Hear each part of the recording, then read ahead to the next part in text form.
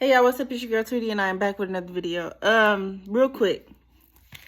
My Bible is open. I haven't opened my Bible since it's been a long time. That's Noah. But today, because I just wasn't I'm doing math class. alright. I just wasn't connected with nothing. I just wasn't connected with nothing. So today I ran across this video on TikTok that I'll screen record it and put it in here. I ran across this video on TikTok that made me stop and be like, ooh, this is it. I was made to stop in my tracks and just listen to this video, because usually when I sit, I just be scrolling past. But today I stopped, zoomed in, turned my phone up, and I listened closely, because I have been going through something, and it hasn't been that serious. 6. It hasn't been that serious, but it's been something that has been constantly happening since December of 2023, and it's been constant. And at first I was able to just ignore it and go on about my business and brush it off as if it was nothing. But recently,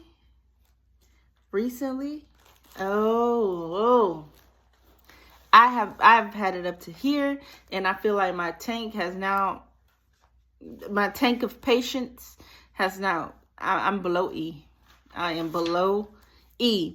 And I found myself doing stuff, trying to get revenge. Because I know the way that I grew up, who my family is, how we are, revenge is easy. It's easy. It's so, I wouldn't say easy because I've seen it. I've heard stories. And me personally, I've done things that's easy. Yeah. And I remember this from when I was a little girl, like family against family. It's always been a thing in my family. Watching that, okay, boom. So it's always been like that. Like revenge has always been easy. People within the same household as me doing stuff to people, food, and like it's always been easy. So I have been fighting that. Like I felt myself get really tense. Like I'm like, man. And what started it is when the person physically did something. Now I got up, I made a video about this, but I didn't post it. I deleted it. They physically did something to me. And any other time that this happened, I would have got up crying. I would have got up yelling. I would have got up doing this or doing that. But It's not. I know, but this time I didn't do anything. I just got up. And what scared me is that I wasn't crying. I was like, ooh. I didn't have the urge to cry like I usually do. I just got up and went on to work. And I went my whole shift. I didn't move trying to be revenge filled. I moved trying to be smarter, knowing that this was going to be a way out. So instead of looking like, ooh, I need to get revenge. Instead of me like trying to get back, I sat back and I was able to just be still and like hold on to the word of the Lord. That's all it was. Just be still. Just sit at his feet and be still.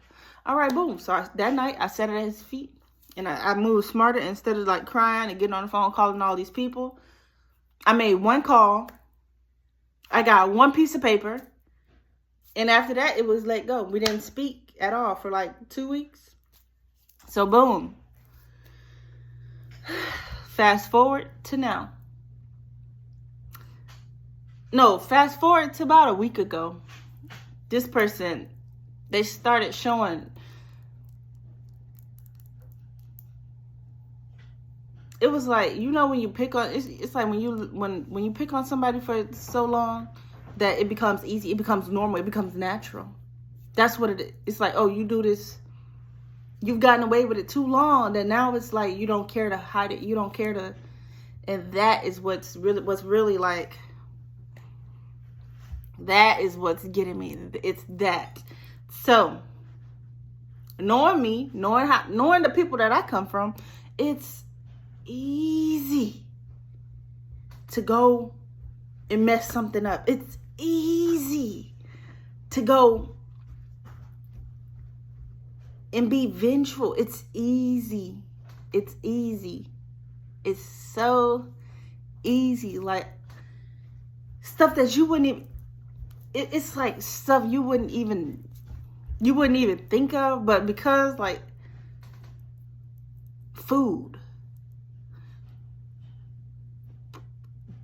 toiletries, shoes, vehicles,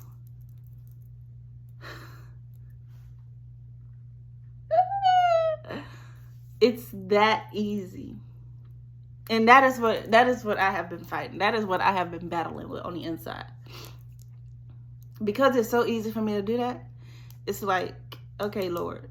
Or no, because I've had the fear of the Lord, it's like if I go and do it, I already know that it's going to hit me 10 times harder, which is why I'm trying to spare myself, and not only myself, but this individual. But it's like they're making it difficult. But I'm steady counting on like the Lord, he sees all. So I'm trying to be forgiven. And in me being forgiving, you're steady doing stuff. Not even understanding. I'm trying to spare you and myself. But with me battling with myself and not with this other individual,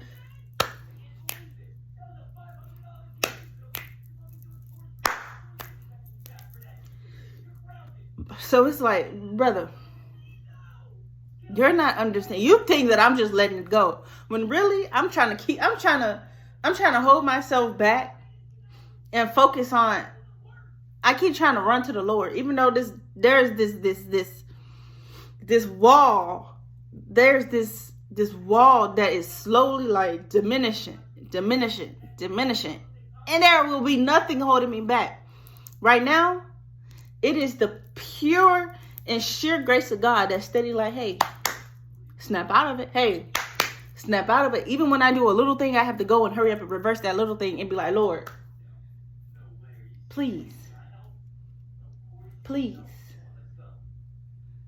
Because I know if I step in and I get my own revenge, he isn't going to do what he has already started to do. He won't complete what it is that he has to do because I have already took it into my own hands. And when I take it into my own hands, it'll all just fall. My safety, my son's safety, it'll just be like a domino effect. And everything goes up in flames. And I end up right back where I started. And I don't want that. We don't want that. Today we came across this scripture and I want to read it. I don't even want to read it. I want her to explain it to you. I want her to explain it to you. I want her to give it. Sometimes God won't take away your hardship. Sometimes God won't take away the thorn in your flesh. And I'll explain what I mean. In 2 Corinthians 12, Paul is talking about a vision, a revelation that he had from the Lord, and it was glorious and it was magnificent, but he couldn't tell it to people on the earth, and he had reason to boast about it. So if you look here to 2 Corinthians 12, right now we're at 6. Even if I should choose to boast, I would not be a fool because I would be speaking the truth. But I refrain so no one will think more of me than is warranted by what I do or say, or because of these surpassingly great revelations. Therefore, in order to keep me from becoming conceited, I was given a thorn in my flesh, a messenger of Satan to torment me. 3 times I pleaded with the Lord to take it away from me. But he said to me, my grace is sufficient for you. My power is made perfect in weakness. Therefore, I will boast all the more gladly about my weaknesses, so that Christ's power may rest upon me. That is why, for Christ's sake, I delight in weaknesses, in insults, in hardships, in persecutions, in difficulties. For when I am weak, then I am strong. So we don't really know if this thorn in Paul's flesh is someone tormenting him. We don't know if it's a crowd of people being hecklers. We don't know if it's a physical ailment, but regardless, it was sent from Satan to torment him. And instead, it was used for good by the power of God to actually keep him humble. Ultimately, if you're dealing with an issue, if you're dealing with a struggle, and you're wondering why God hasn't taken that from you yet, he may be just trying to keep you humble and completely reliant on his strength. Because we know that if we do anything in our own willpower, we're going to fail, and that we need Christ's strength for hardships and obstacles. In John 15:5, it says, apart from me, you can do nothing. So if we keep this in mind, that we always need the external source of Christ to power us, then we can't fail. So hopefully that encouraged you guys, and I'll talk to you next time. To you how she gave it to me. And it was like, that's it. That's it. That's the one I've been waiting on. That's the word that I've been waiting on. That's the word that I've been searching for. That's the word I've been pushing. That's the word that I've been pushing all the other ones away for, because that's not it. That's not it. That's not it. I'm not about to keep accepting all these words and they're not hitting like they need to hit. But this one whoosh, punched me dead in my face, dead in my jaw. Yeah, I got whoosh. Yeah. But I'm happy that it happened. I'm happy. I ate that. Nah, but I'm happy that it happened, because it's like, okay, fortified all over again. I don't think y'all understand. There was nothing stopping me. There was nothing stopping me but myself from going and getting revenge, or going and being vengeful towards the individual that was being vengeful towards me.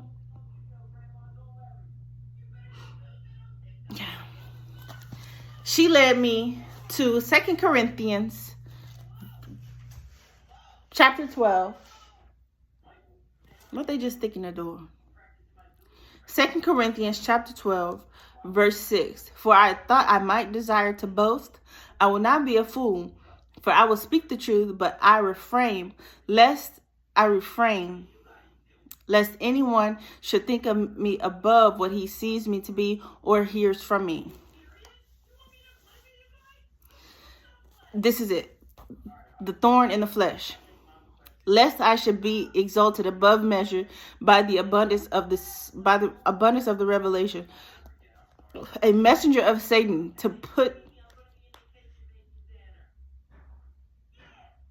buffet me, lest I be exalted above measure. Concerning this thing, I pleaded with the Lord 3 times that it might depart from me.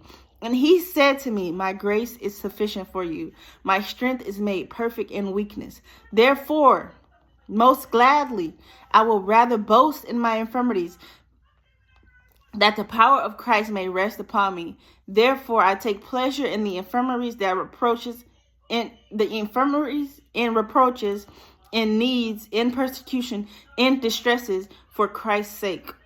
For when I am weak, then I am strong. That very last line, for when I am weak, I am strong. In me, battling with myself, I am made strong each time, because I am battling with myself. I am not battling with the devil. I am not battling with this demon. I am not battling with this individual who don't know nothing. Dang, I don't know. I was at my wit's end. It's like, and you know that phrase, it's a phrase. Hell has no fury like a woman scorned. That. I read upon that a couple of days ago. And I was like, you know what? I was coming up to a point where I was like, you know what? F it. And rip it. You know that that scene in Medea where she's like, rip it. Yeah. But I'm just, hey, listen. In my circumstance, this may not apply to everybody. If you're in a circumstance where it's not easy for you to just up and leave, it's not easy for you to just up and go. It's not easy, but ideal. If you have roommates that are doing this, your mother that's doing this, you got somebody else, cousin, families. Just hang on. The Lord has a plan. He has a plan. And I remember when I first got here, I prayed that he will safely remove me. But I wasn't. That was a two-parter. That was a two meaning. And he understood it 100%. I know that the Lord understood it. Remove me physically and remove me emotionally. And just recently I had to pray about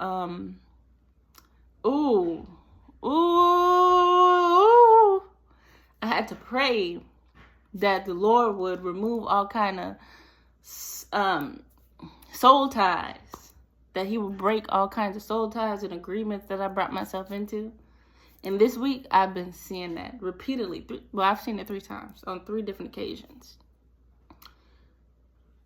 And I'm just not understanding what happened, because I went to initiate something because it was my birthday. I was drinking. Yeah, okay. I went to initiate something 3 times, but nothing happened. And I wanted to get upset, but at the same time, with all the heckling and all of that, it was like, okay, it was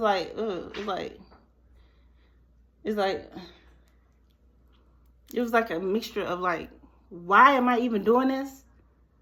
It's like, bro, it's just something little. But now that I'm sitting here, I got the time to sit here, open up my Bible, and come to the revelation about it. I prayed that certain things will be broken. I prayed that I'll be able to exit certain things safely.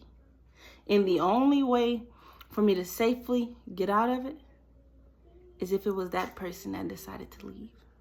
I realized that, and once I realized something else, I was like, a safe way. I made sure to say safe, continuously say safe. And now that my eyes are being open and I'm seeing it, it's like, it's not hurting as much as it did before. It's not hurting like, I'm hoping that we have another chance. I'm hoping that we do this. I'm hoping that this. Lord, don't hurt him. Don't hurt him. Lord, don't hurt him. But as the Lord is like giving me vision to see what I'm up against,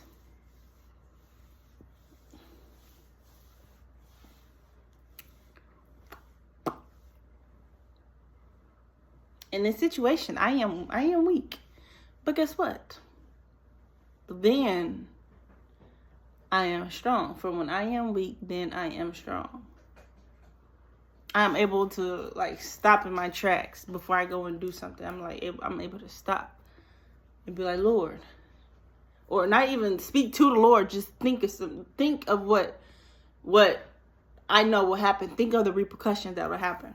If I go and be evil to somebody, the Lord will go and bring that justice down, bring that judgment down on me. If I go and be like, I'm not going to forgive this person, even though they did me this, that.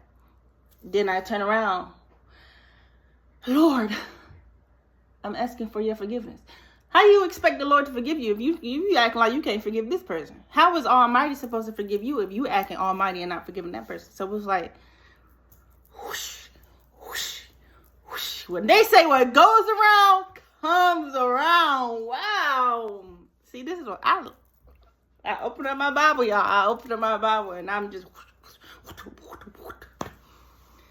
When they say what goes around comes around. I'm bringing judgment on this person.